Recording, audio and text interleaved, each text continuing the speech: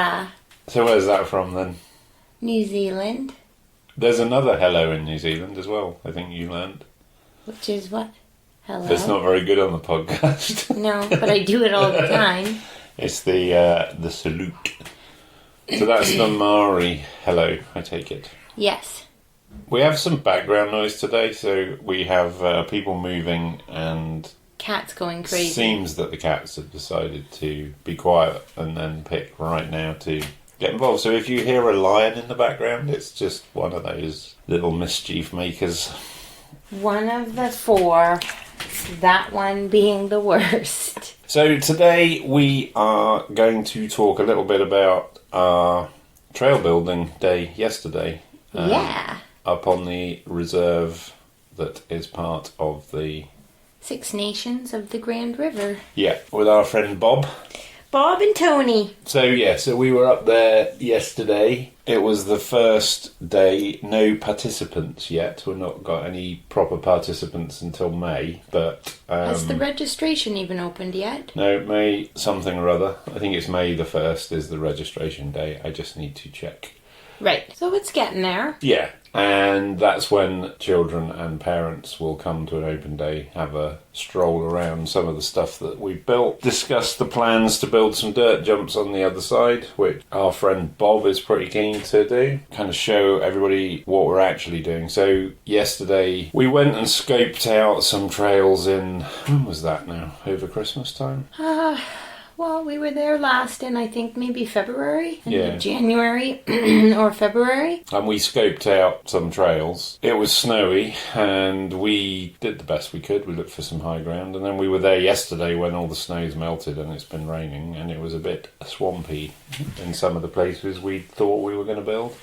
Quite swampy. We were very glad to have our galoshes on. Is that how you call them?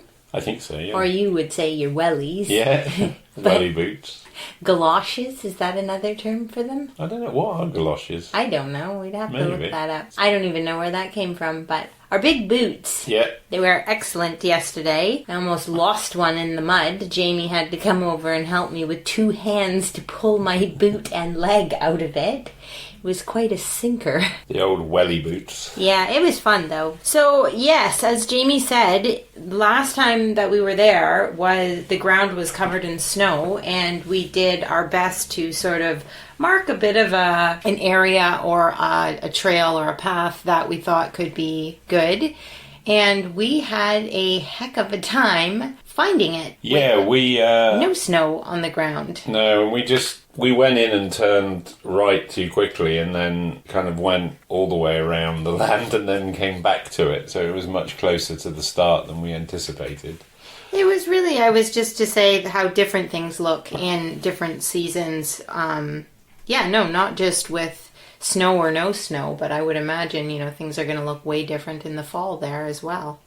Yeah, and also I guess a note for mountain biking generally, like if you're on unmarked trails and you don't have any kind of device, like it is easy to get turned around and a bit lost. I mean... Isn't that what we're all about, getting lost? Well, guess what, guys? We sure did yesterday. Completely. Get totally lost in the forest, yeah, so... While carrying tools and shovels and bags and bikes and the knee-high mud. It was excellent. In your gum boots. They do welly wanging in England. What does that mean? Welly wanging is where you, it's like a shot put with a Wellington. It's like shot put with a Wellington, like with a in boot? Some towns at country shows, it's whoever throws a welly the furthest gets Is there a prize. anything in the boot to make it heavy like a shot put? Can't remember. Maybe they put like... Mud in it? No, I think they probably put bean bags in the bottom or something. Oh.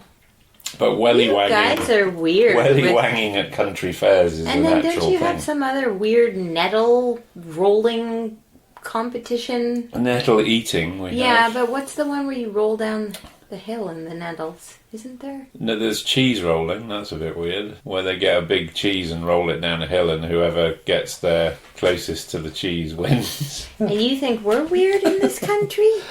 Well, a lot of you weirdos stem from us, so just saying. So, I was just going to talk about this community awareness event. Right, I've found it. Sorry. So I was just going to be a bit more specific about this community awareness event. On May the 1st, from 1 to 6 on Bob's land. The address for that will be on the manypaths.ca website. You will need to register before showing up for something like this. There's a registration form or a we are interested in supporting form. If you could just fill those out, and then somebody will get back to you and let you know the details of the event. Ooh, sounds a little VIP. A little bit, yeah. What we're planning to do is have somebody there doing a few skills things. We'll get a few people to walk around the land. We probably won't ride on it because we won't have done any training at that point. There's going to be some short tours of what we've built and what we plan to build. I think Brittany, who's the coordinator, she is organising a bit of a barbecue and some catering. That was going to be my question, is there going to be snacks? Yeah, there will be. Okay. We better make sure there's some vegetarian snacks as well. Yeah, we will. So basically, there's a registration day. We'll show parents of children and children what we've built so far. We'll explain the kind of plan for the programme, which is not just riding on this land. I mean, the plan is that kids ride here when we're not around, and our main aim towards the end of the programme, rolling on through the summer, is to get kids out into different trails in different places and meeting other people. So that's what we're pushing for. This is just giving them somewhere to ride and build. Bob, who owns this particular plot of land, turns out his grandson is a dirt jump rider. Oh, really? Lives in Brantford. So I'm trying to persuade him to get him involved, because there's a sandy area which is not quite where we were yesterday. So hopefully we can do a bit of dirt jump building in the pine trees. Excellent. Yeah. I did not know that about Bob's grandson? Nor did I until yesterday. Or nephew? No, grandson. Grandson. Excellent. And he was saying that maybe if we built some dirt jumps, that could be a bigger community-based project longer term. So we built it, they could open it up to more people. So mountain bike community that's into dirt jumping. Jesse, if you listen to this, getting some people together to get out there and build some dirt jumps could be a good option, because, you know, with a little bit of clean-up and tree cleaning, and we could pretty much build a full-on pump track or dirt jump area that would be free to use. And yeah, Bob's laid back enough. He'll just let us go on with it. Bob's awesome. He is. So what did you think about your first go at trail building yesterday? Yeah, it was my first day yesterday, guys. Well, I thought it was excellent. I had been doing a little bit of reading of how to build a few different little features, so I kind of just decided I was going to attempt to build a little berm. Kind of right straight away. And so I would imagine that soil, it can be very different in different places, and this particular soil that we were in was quite dense, quite wet, quite clay-like and muddy. Would you say? I would agree, yeah. And a lot of some areas were just like pure, straight up clay, and other areas were like a heavy wet dirt, but with tons of little roots and bigger roots throughout. So with the tools that we just had out yesterday, which, as Jamie said, it was just him and I, so we didn't have every tool. I had a really tough go trying to rake through and dig through some of those roots. It was hard work, and I was not getting anywhere quickly.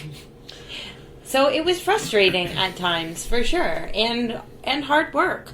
But then I kind of just found my way and found some other places to collect soil from. So once I sort of got going, I kind of figured things out a little bit for the one task that I was doing, and it was quite fun and quite satisfying. And I think, I'm not saying I nailed it by any stretch of the imagination, but I do think I built something. You did it. I mean, it wasn't a small berm. I mean, it wasn't massive, but equally it wasn't small. It's a good sized berm. And I think the McLeod tool Yes. and the Rogue hoe tool, which have got a sharp cutting blade. I think we didn't bring them. Like, we have one hoe, but we didn't bring it. And I think a lot of those roots you were struggling with, that's where that tool in particular is good, because all those little tiny roots that were catching onto the rake, it's those roots that they cut through. So we just didn't quite have all the right tools. I would imagine those would have been useful in that little zone. But so building that was like I said, frustrating at first until I just had to sort of figure it out and do things like just find out where to collect soil from and figure out a few of my own moves. So I reckon we probably built 500 meters of trail, maybe a bit more. Oh gosh, I have no idea. I would say we built maybe 500 meters yesterday, and that sounds about right. By the time we finish that loop, because there's a bit more work to do to make a loop of it, we will probably have 750 meters of trail, which doesn't sound like much, but within that trail there is 2 drops, small drops, a rickety little log crossing, which I do need to put a tube into to sort the drainage out, which I will do next time we go. Some flat off-camber turns, which are good to learn. I think Jessica might build another berm in one of those, though. I don't know. Yes, definitely the one lower down. I'd like to build a second berm.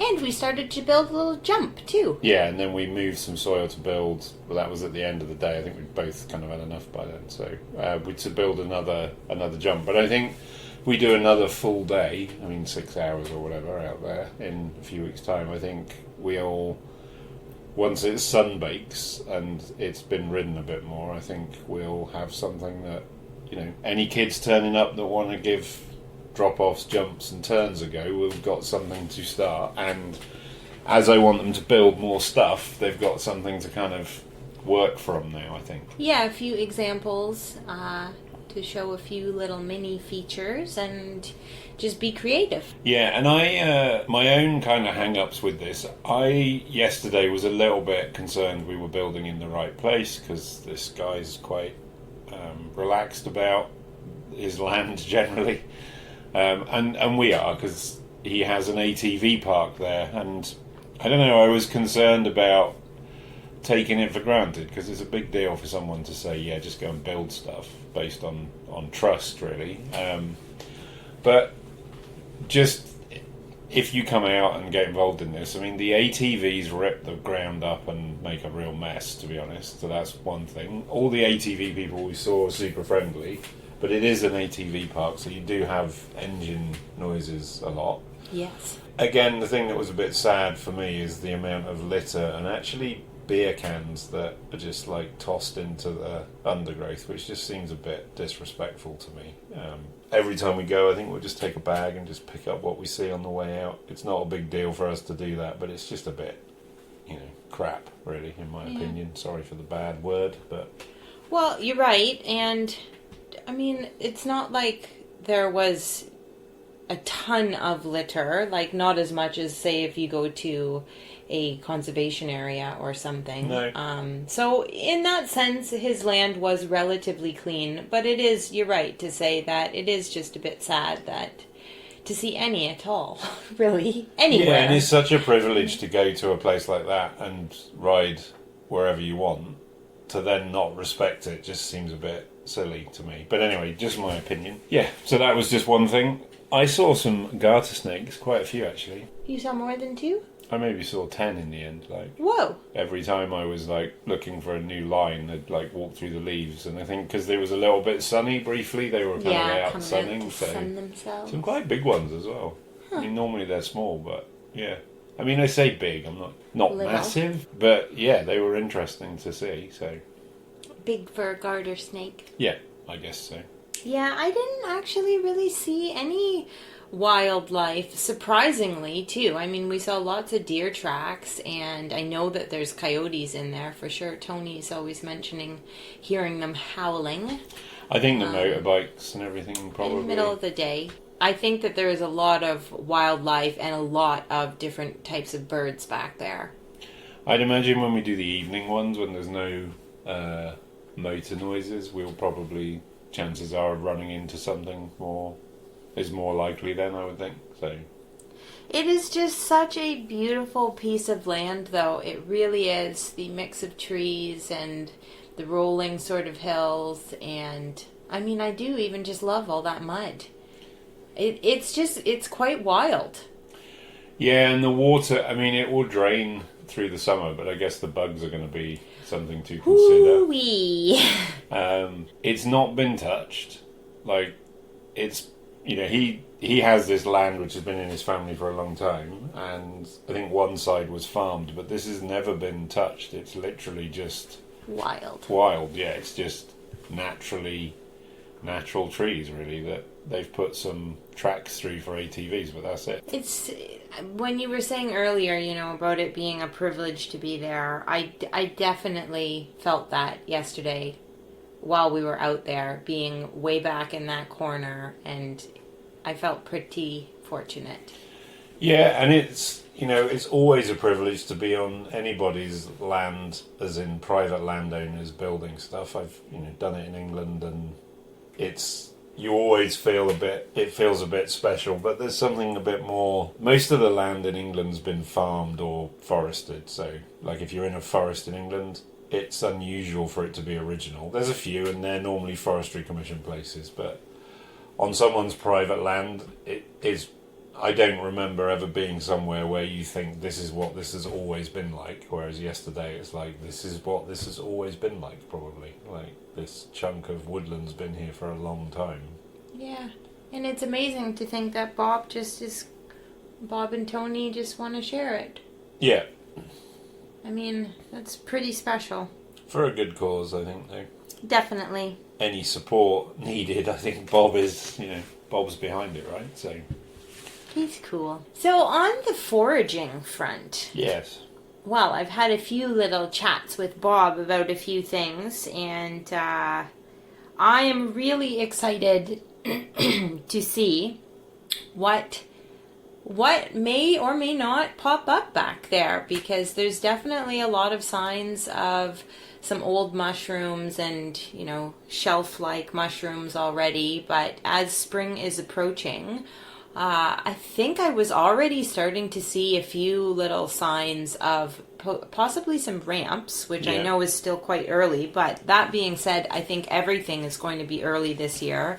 I've already found and collected a heap of spring onions. They know whenever you open our fridge, you go. Yep, I'm going to get on some of those today. But, I should have a cool recipe to post for pickled spring onions. Oh. With ginger and chili. In fact, we might even try a few of those with breakfast today. There you go. Excellent. There you go. I also did realize, back to the trail building and, only my first day experience yesterday, I think that trail building and foraging are going to go very hand in hand together. Even better almost than, well, no. I won't say better, but I'll say differently than mountain biking. Because mountain biking, of course, we can cover a lot of ground. However, trail building, you're not moving as quickly. So you're moving soil. You're looking at the ground. Yeah. I was right in there with my hands at times too. So I'm excited for that relationship of trail building and foraging. I think going to be a whole nother way to look at things and see things. I also think there's a few places that when we were living in the city I got to know, like Centennial Park in King City. Like, I got to know it well, so I got to the point where I knew which trees, what was growing on. And we collected mushrooms there, a lot of them not edible, but then I learned that they're not edible. So, and like Clareville, where we found whichever mushrooms it was, we found, Heart Lake, where we found the purple, whatever they were called, So my point is that over a couple of years, learnt those places, learnt where those things were, learnt to look for those things, like the death angels in Hart Lake, for example.